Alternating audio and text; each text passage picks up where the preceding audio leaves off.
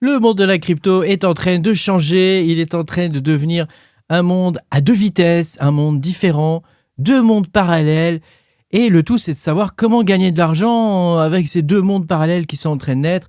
Voilà, comme d'habitude, tout est une question d'adaptabilité, de flexibilité et puis d'intelligence dans ce qu'on fait. Comme d'habitude, ça ne change pas, c'est toujours pareil au niveau de la crypto. Pense à mettre un petit pouce bleu, à t'abonner à la chaîne si tu n'es pas abonné. Je te rappelle que tu peux me soutenir en allant sur patreon.com/makertronic. Tu auras mes vidéos exclusives sur le minage de crypto-monnaies. Le minage de crypto-monnaies, lui aussi, évolue. C'est quelque chose que je suis et que je documente depuis 2018.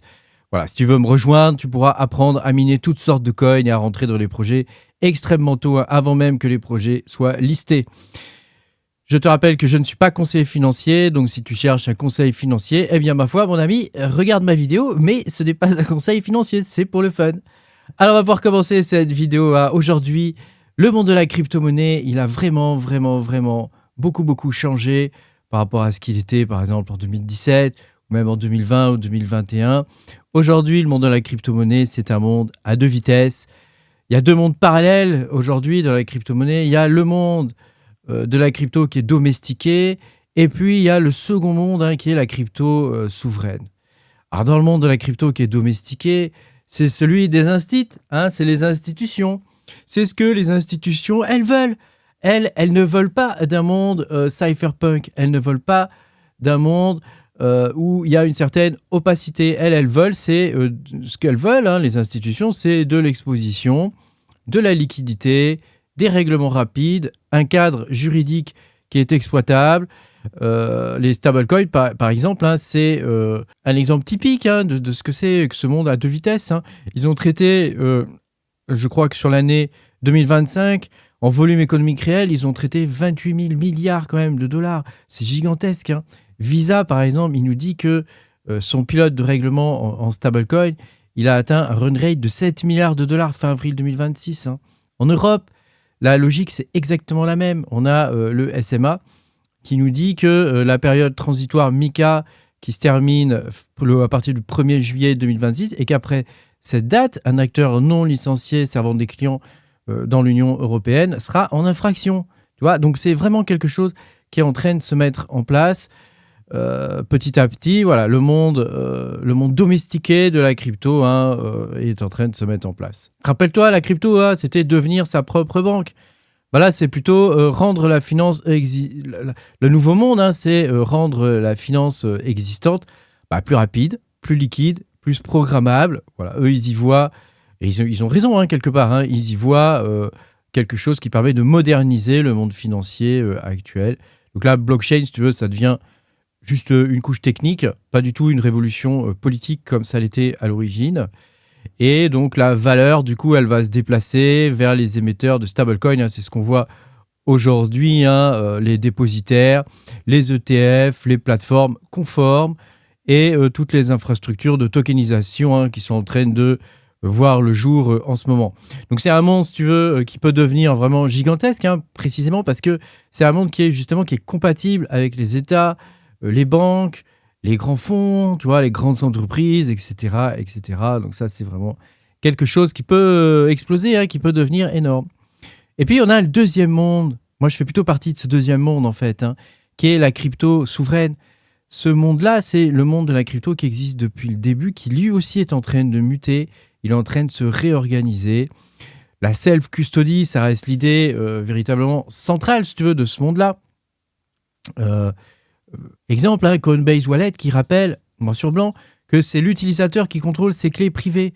Et Consensus, tu vois, qui présente MetaMask comme une plateforme self-custodiale, c'est devenu un hub désormais multi-chain. Dans MetaMask, tu as un paquet de blockchain maintenant dedans.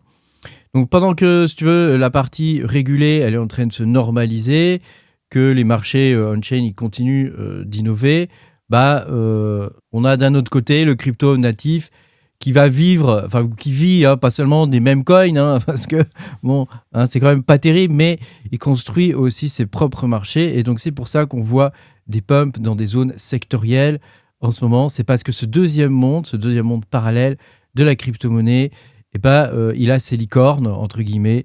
Et donc, de temps en temps, ces licornes font parler d'elles. Alors, il y a la privacy, par exemple, hein, il y a différents narratifs hein, qui sont liés au monde de la crypto souveraine. Il y a les meme coins, évidemment, il y a les images, là, les NFT, tu vois, ce genre de trucs, quoi. Donc, on a une vraie fracture, si tu veux, entre les deux mondes. Hein.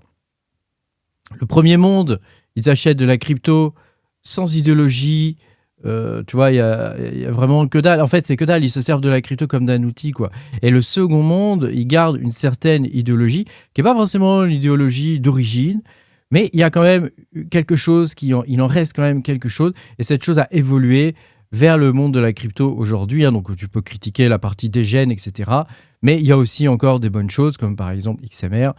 C'est à titre d'exemple, hein, mais voilà, il y a des tas d'autres exemples. L'innovation vient toujours de ce second monde de la crypto-monnaie. Et c'est pour ça que moi, je suis aussi là-dedans, parce que tu sais que j'aime bien être au courant de toutes les dernières nouveautés, de tout ce qui sort. Hein. C'est ce que je montre hein, sur mon Discord, hein, c'est ce que j'explique au fur et à mesure et que j'essaie de documenter dans mes vidéos. Hein, c'est le fait que c'est ce second monde crypto qui permet de générer de véritables profits, puisque dans le premier monde crypto, bah voilà, tu peux faire du rendement via la DeFi, tu vois, faire du spot sur Bitcoin, des choses comme ça. Mais c'est pas ça qui va te rapporter. Tu vas gagner quoi, 10-15% par an. Hein, donc c'est quand même pas la grande folie, quoi. Alors que dans le monde où il y a une certaine souveraineté, c'est vraiment là que tu peux faire des sous. D'un côté, tu as les gros capitaux qui vont dans le premier monde, et dans l'autre, tu as des profils qui veulent encore un système ouvert, un système programmable et un système mondial. Voilà, ces deux mondes, tu vois, vont coexister, à mon avis, pendant longtemps parce qu'ils répondent à des besoins humains qui sont des besoins différents. Et la sécurité institutionnelle, c'est pas du tout comme l'autonomie radicale, tu vois, ça a vraiment rien à voir. C'est vraiment deux mondes crypto complètement différents. Alors le deuxième monde, évidemment, c'est le monde où le particulier, s'il rentre dedans, il va se faire défoncer, quoi, parce que s'il n'est pas au courant de comment ça se passe, des scams, des fraudes, tu vois, toutes sortes de cochonneries, des usurpations d'identité, des arnaques maintenant qui sont dopées à l'IA, les hacks hein, qui n'arrêtent pas. Hein, voilà. Donc si dans le deuxième monde, c'est le monde c'est le Far West, quoi. C'est vraiment le Far West. Donc c'est vrai que le particulier, s'il rentre dans ce deuxième monde-là, il va se faire littéralement défoncer. S'il rentre dans le premier monde, il va se faire tondre aussi parce que ce sont les institutionnels qui vont le tondre. Hein. Donc tu vois que dans un cas comme dans l'autre, le choix reste difficile. Hein, à quelle sauce vas-tu être mangé ? Finalement, si je résume, hein, la crypto, demain, elle sera pas forcément récupérée totalement par Wall Street, tu vois, ni fidèle à l'idéal originel qui était Bitcoin, tu vois, ce genre de choses. C'est un monde qui est vraiment coupé en deux aujourd'hui. On a un monde qui est propre, régulé, rentable et tout ça pour les instituts, quoi.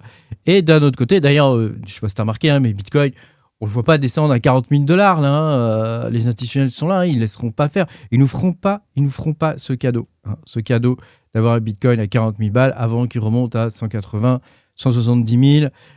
On n'aura pas ils ne nous feront pas ce cadeau-là, quoi. Et donc, voilà, si moi, je suis rentré à 80 000 $ à peu près, quoi, 75, 80 000 $.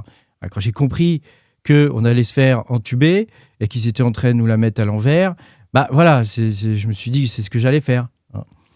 Après, peut-être que je me trompe, hein, je sais pas, hein, mais voilà, en termes d'achat spot sur le premier monde, c'est ce que je fais. Et puis sur le deuxième monde, je fais du minage. Ah, c'est comme ça qu'on gagne des sous, les gars. C'est pas en regardant le plafond et en attendant que les sous ils tombent tout seuls. Hein. Pas du tout. Hein. Ça fonctionne pas comme ça. Il faut se sortir les doigts. Alors moi, je fais du minage. Donc le minage, c'est quelque chose qui est quand même assez compliqué techniquement. Tout le monde ne peut pas faire du minage. Donc déjà, ça élimine une grande partie des gens qui pourraient vouloir rentrer dans ces projets-là, quoi. Hein. Et donc, ça fait plus de parts pour nous, hein, au final. Hein. Ça nous permet de gagner plus de tokens, plus de coins et de pouvoir avoir une part de gâteau plus importante. Et donc, le deuxième monde est beaucoup plus passionnant puisque c'est un monde qui est ouvert, qui est nerveux, qui est risqué, potentiellement qui est explosif. Donc, c'est assez fantastique en vrai. Par contre, pour les particuliers qui sont incompétents, qui connaissent rien à la crypto, c'est un monde qui est extrêmement dangereux et difficile. Donc, tu vois que vraiment, aujourd'hui, on est dans un monde qui est scindé en deux. D'ailleurs, on le voit aussi au niveau des youtubeurs crypto. Hein. Tu as des youtubeurs crypto comme moi, d'ailleurs, qui font pas énormément de vues, hein, Quand on fait des vidéos à 3-4 000 vues, on est content, quoi, hein. Bah, voilà, il y a les youtubeurs crypto qui vont faire de l'institutionnel, parler de Bitcoin, de macroéconomie et de trucs comme ça. Et puis, tu as les autres youtubeurs crypto comme moi, je pense qu'on est les moins nombreux, hein, où on va parler voilà, de niches potentielles dans ce second monde de la crypto-monnaie. Chacun fait ses choix. Moi, personnellement, je suis dans les deux mondes, évidemment, hein, parce qu'il ne faut pas cracher sur l'un ni sur l'autre. Je suis dans les deux mondes. Il y a un monde qui est beaucoup plus intéressant que l'autre, hein, parce que le premier monde de la crypto, le monde institutionnel, bon, bah, c'est un monde qui est basé sur la macroéconomie. Voilà, quoi. Moi, regarde, attendre le CPI et ce genre de trucs, ça, je veux dire, ça m'intéresse pas, quoi. Je suis pas trader. Voilà, je vais faire du spot, acheter du Bitcoin quand je sens que c'est le bon moment. Voilà, tu te renseignes un peu sur les cycles, ce genre de trucs, c'est pas très compliqué. Et en fonction de ça, tu achètes et tu vends. Et puis, tu as le deuxième monde qui est beaucoup plus intéressant, où il y a de véritables innovations qui sont en train de se faire. Il a été un peu sali quand même par toujours ce qui est des gènes, hein. On l'avait déjà vu depuis 2017, c'était déjà comme ça, hein. On avait eu tous les swaps de bouffe, là, tu sais, je sais plus comment ça, Sushi Swap et tous ces trucs-là, hein. Voilà, c'était déjà la dégène à l'époque. Ensuite, on a eu les NFT, tu vois, ce genre de trucs. Là, après, on a eu les mêmes coins. Bon, voilà, ils sont juste recyclés sur des blockchains plus modernes, mais ils ont juste recyclé un ancien narratif.